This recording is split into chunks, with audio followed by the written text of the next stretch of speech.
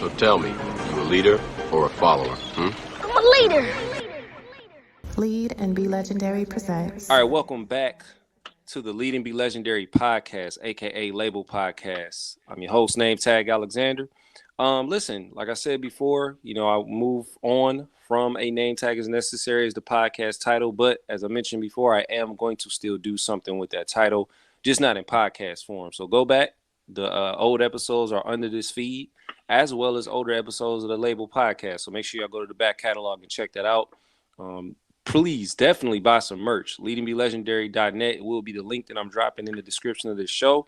Merch, we got the hats. We got the t-shirts for sure with the OG logo. So definitely cop some of those. I don't even want to say support. Just cop it because it's dope. Simple as that. And it's impactful. It's a brand that means something at the end of the day that's inspiring to many. The bass single, Bass, produced by Timestretch. It is available by the time you all hear this episode. Available on all platforms where you can stream, because that's what everybody's doing, and download music or buy music for the most part. Bass, it's exactly that. Shout out to Timestretch. You know what I'm saying? Shout out to Tico on the cuts.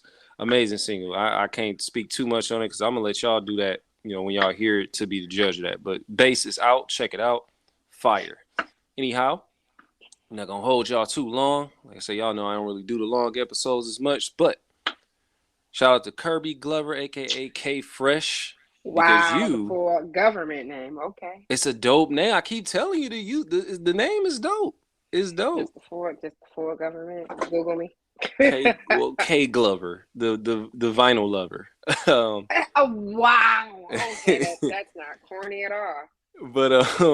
But check this out. So you presented when I reached out and said, what's a good, I wanted to start not reviewing per se, but just having a discussion about albums that, were impactful in a way that were released at a time, whether they were new, recent albums, older albums, but came out at a time and we feel as though that they were impactful on, I don't even want to say the culture, but just in music in general. And it was interesting when you said this album, I was like, wow, I never heard this album in full. I just remember the singles off of it because they had some big singles. And you said this album changed I think this album kind of changed the industry a little bit. Well, and it's interesting that you said that. But I mentioned it in the group chat, but I'm gonna bring it here, so I'm gonna save it. But Timbaland, I'm saying it wrong. Timbaland, Shock Value. I was gonna say Timbaland, Shock Value. The Shock Value album. He had two parts to this. I don't remember a lot of singles from the second album. I don't. But the first one, man. I feel like I couldn't think. I know he came out with two versions of it. And he had a deluxe version of the second album, but the first one definitely has some singles off of there. So Timbaland, this is his second solo album outside of his collab albums with Magoo when they did the Welcome to Our World. And I think he did a solo one in between there where it was technically this was his second because he did a solo one in between there called, it was like the Motion Picture or something like that. Which I believe I got questions. Why you say that? Can we call this an album? Shock Value, I would say yes. You can look at it as like a compilation, but I would say more so an album because Timbaland was pretty much on literally every song and he was rapping and singing, which it made me not like the album in a sense for that. I felt like it was more of a mixtape. You think so? Absolutely. Hold that thought. We're gonna get into that. And if I forget to remind you about it, bring it up for sure. But this was his second solo effort outside of the collab projects with Magoo. But this was also considered his first release under the Mosley Music Group imprint. So I didn't know that. I found out, I thought he had Mosley imprint, but then I thought about it. Well, okay, I know Blackground Music was the label that they had, where it was him, Aaliyah, Missy, everyone over there. I think you had Tank working on the background, Genuine, of course.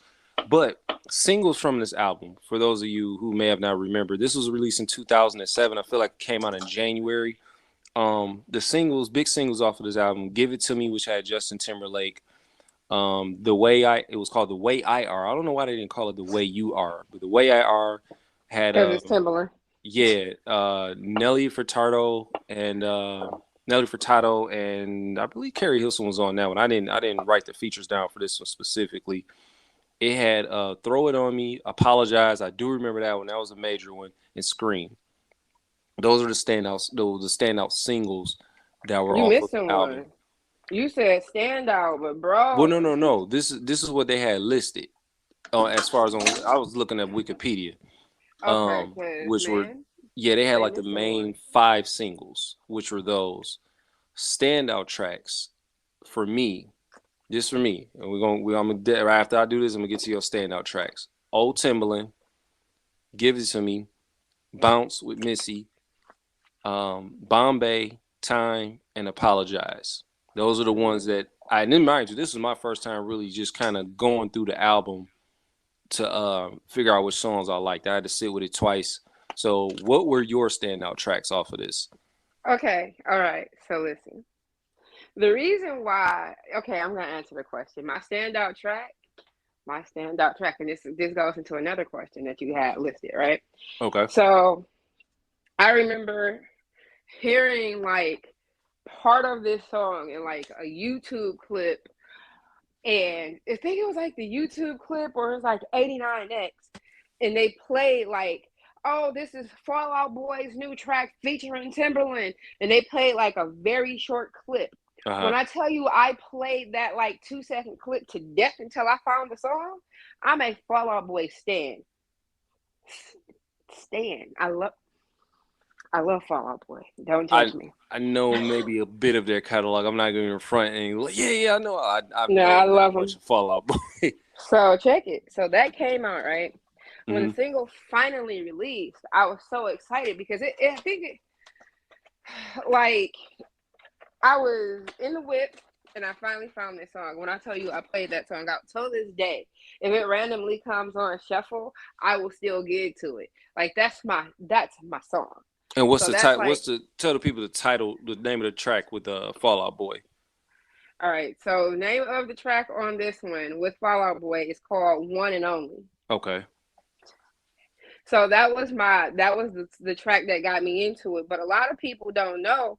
Apologize. Timbaland brought One Republic to the world. Yeah, see, Like there was when I no One heard the Republic before song, Timbaland. when I heard that song, I was like, I didn't know that this was by Timbaland. I didn't know. Yeah, there was no Ryan Tedder before Timbaland.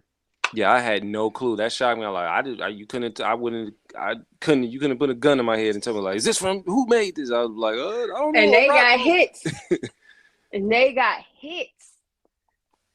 Like, okay, so the reason why I think this album should be qualified under the mixtape category, even though Timbaland is on every track, is because the mixture of genres. I don't think there was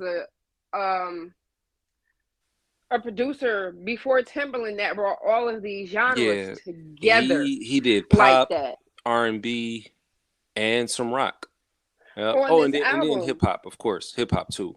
like this Throw It On Me with the Hives, and then it wasn't like he just went and got like the most popular bands. He got some obscure ass bands to me on Yeah. this album, and banger for banger for banger. It's stuff on here that I don't listen to as often, but the album is fire. Yeah, he didn't see what threw me was, and I'm pulling it up now. He had the joint on here with that featured 50 Cent. And what didn't 50 wasn't on it. It was Tony Ayo for sure that I recall rapping. And I want to say it was called was it Kill Yourself? No, Come and Get Me. That was the one. It was called Come and Get Me. That's the one. Yeah. And I was like, I don't remember hearing 50 on there, so I just assumed 50 wrote it for Timbaland. You know what I'm saying? Or maybe he wrote the hook or something, but I was like, okay, I see why they're saying featuring 50 Cent. I'll have to go back and listen because that's one that I didn't revisit, but I heard, oh, this is cool. Now, I get why you would say it's a mixtape or why it could be considered a mixtape for that, but that would fall more so under the compilation category when putting out a release. I can see it more so because that's what I got from it. I said, well, this ain't more so like an album. I get why they saying this album. This is more so like a compilation. You know what I'm saying? Whereas a mixtape, I could have seen it more just being let me see. Let me pull this up. Well, I was gonna pull the definition of like of mixtape, but I didn't want to go that in depth of it. But yeah, I get why you're saying that as far as it being a mixtape, but I would more so categorize it as a compilation. I feel you. You know what I'm saying? But I mean, but his artist selection on this album is amazing. Yeah, Like I think he definitely did not skimp on like who he decided to have rep on this album. Not at all. yeah. What introduced me to this album was the track with Nelly Furtado and Carrie. And I hope I'm not saying that right. I hope I'm saying that right because was Nelly Furtado on that? I took the track list back What's down. the name of it? The Way I Are. That's the one I remember. Yes. Okay, so that was her on there. The Way I Are, that was the. I hate that they call it that. That's so stupid. Like, why would they title it that? It's called The Way You Are. Like, they're literally saying that in the song. That's so crazy to me. Like, but I think that's kind of like the thing with Timbaland. He's just kind of weird like that. Yeah, that one threw me. Now, one thing I asked was, where do you recall being at in life when this LP came out, when this album was released? Not on the date of, but like just during that era. I was a telemarketer. Okay. Like, I was a telemarketer, and this is kind of one of those albums I would listen to get hype before work, or keep me like my attitude kind of in a happy place at work. Because even with Tim doing like rock beats, it was still up tempo and hyper. Like Tim didn't miss nothing on this album. But yeah, so it was released in January of 2007. I feel like it said January 1st, if I'm not mistaken. But I remember, I know for a fact, I was still probably living with my parents at the time in an apartment. It sucked. It sucks. I know for sure I was driving. January 2007, I didn't have my car yet. Yep, I did not have my car yet. I do know for sure that I was getting ready. Well, that was 2007. I had probably already been working at Taco Bell at that time, or I had just started. I have never had a fast food job. I tried so hard to avoid it. I definitely did. But it's funny how the universe works because that's how I end up meeting who I'm with now. We met from that, so me trying to avoid it, you couldn't help but land right there. And then you met your wife. So then I'm trying to think. Yeah, that was just a weird time in music to me though. Like as far as on a mainstream level, because this is around the time because 50 Cent dropped Curtis that same year. And clearly, it made sense because he had AO Technology on there, which literally sounded like that was supposed. In fact, I think that was supposed to be on this Timbaland album. Possible. I feel like it was. And I just think they was like, no, we don't keep it for yours. It's going to be a hit. Because clearly Justin Timberlake was on it. You know what I'm saying? So, yeah. I don't know. I didn't really care too much for that song at that time. Still kind of don't, actually. AO Technology. But now, would you say, well, you said it earlier. I was going to ask, would you say that this album was influential to any others that followed it? Yes. It was like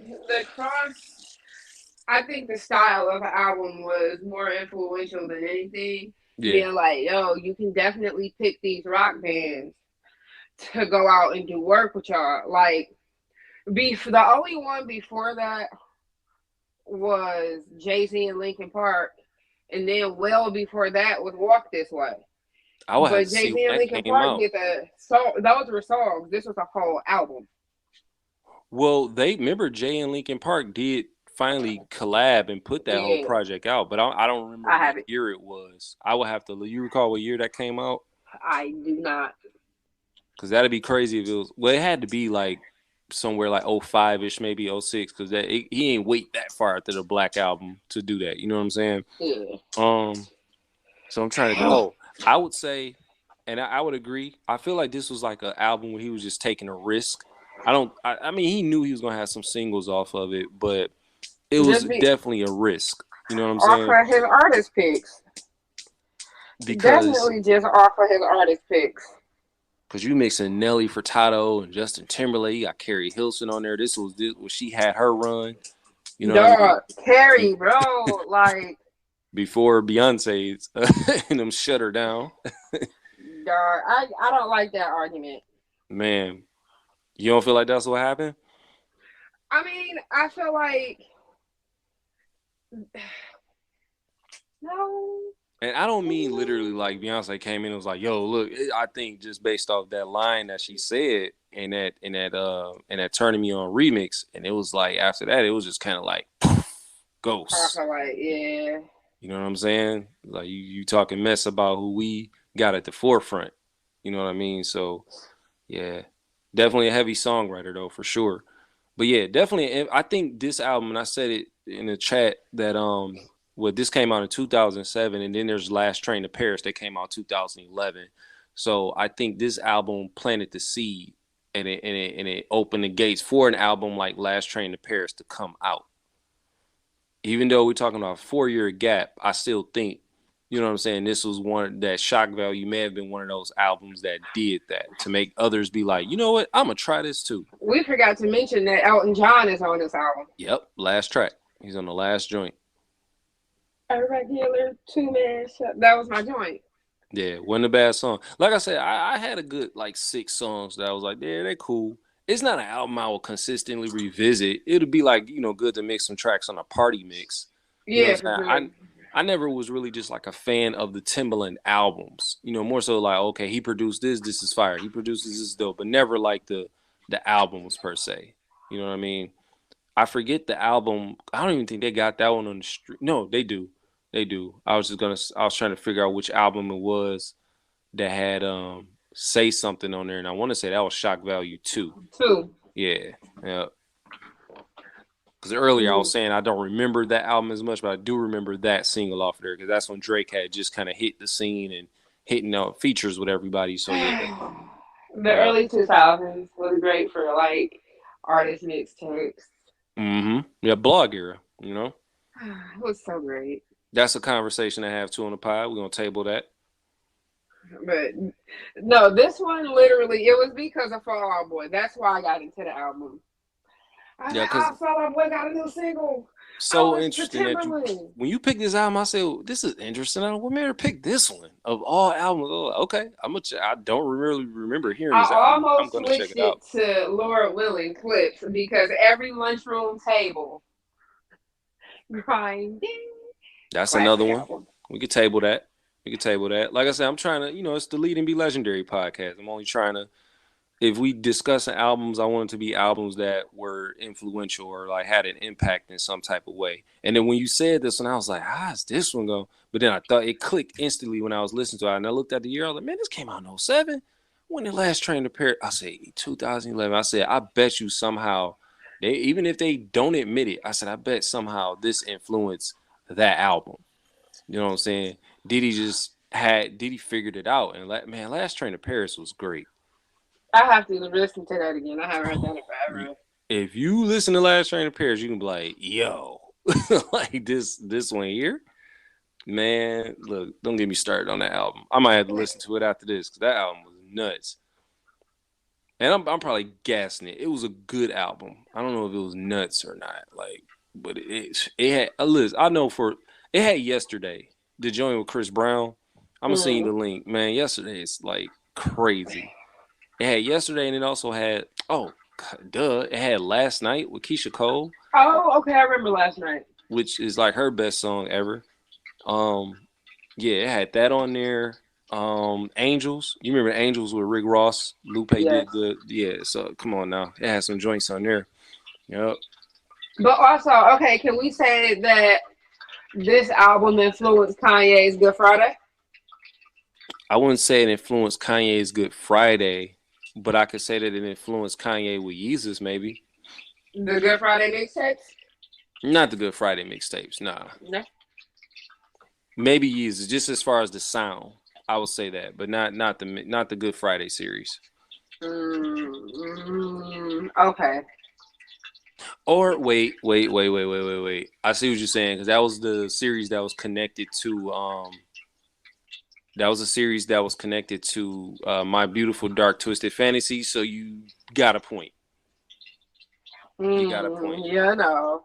Yep. 2010, which that dropped, and then like I say, last year. So it might have had some influence on 2 projects. Yeah. Yep. But also, Timbaland has always been kind of a little bit left of center with his stuff. Yeah, for sure. So I would not be surprised if he did a shock value 3, it would slap. Because now rappers are starting to sound more pop and more like that blend, a lot more melodic. You know what I'm saying? You know, like that would be great to like for if he redid it. And he can get some shock value 3. Yeah, he can get some solid features on there with like the artist is hot today. You thinking like a Doja Cat, probably a Lucky Day. Doja, Lucky, some of them are unheard. Earth Gang. You got Brent Fires. Who else? I'm just thinking the people that would fit. Like if he did a shock value too. Who else? SZA. Well, yeah, SZA the for internet. Sure. Yep, definitely though. But who would you pair with who? Like Pusha that's tricky. and who? That's tricky. Shoot. I don't know. Yeah, I would have to think about that. Just because we said it, watch he do a shock value 3. Watch me buy it. Just because we said it. Watch me buy it. Dean had a shout out to Dean Garcia. He had a nice topic that I said I was gonna use for the pod. He was like, and I ain't gonna go in depth because I'm gonna close it out. He said, "What R&B act would have been dope to do a full on 808 and Heartbreak cover album?" And I got to thinking. You know who that's not R&B, but her voice is killer? Who was that? Brittany Howard, Alabama Shakes. Wait, who? Brittany Howard from Alabama Shakes. You'd have to send me a link. I'm not familiar. Or Tank and the Bangers. Yeah, I'm not familiar, but Fire. That's why you're here. So we could be like, well, who? I just send me the link. Like we on it. I got you. But that'd be a dope concept. I said I was gonna try to have him on and chop it up about that because that's a dope concept. Anybody steal that concept, they heard it here first. Well, I stole it from him and told him I was gonna put it on here, and he was cool with that. But still, anybody else use it, they heard it here first. Yeah, I was like, damn, man, it's so many people. Like it's from dude R&B singers to the women R&B singers like that could do an 808 and Heartbreak cover album. That'd be like crazy. It would be a lot. Like I'm not even sure if I want an 808 and Heartbreak cover album. I don't really want one, but if somebody can do it dope, that'd be crazy. Like the right person to do it and do it right. You know the right people that would be able to cover that album and make it fire? Who's that? Sunday Service. Yeah, I'm shocked. Well, did he do that? Did he cover any of those songs? No, but they do have a new album about to drop. I just thought about he didn't because they covered a lot of other people's songs with Sunday Service. But yeah, that'd be nuts. Like I didn't even think about that. Yeah. Like I think they're working on a new album though. Like I can't wait to hear it. That would be dope. I wouldn't be mad at that. Well, like I said, we ain't gonna be too long with this episode. We're gonna keep them coming though, for sure. Like you said, Lord Willing is one. I like to go back and revisit that album. Just got time. Then I got the one with Catch. Well, I ain't gonna give away too much. We just gonna keep them coming. But we got Catch on the next one. Yeah, in closing, drop your socials. Let the people know where they can find you at. I am K Phresh, which is KPHRESH, and then Fresh Picks with a PH84. That is where I'm at on everything. All socials is Fresh and K Phresh. Dope. I was just gonna say that on the gram, but okay, bet. On the gram.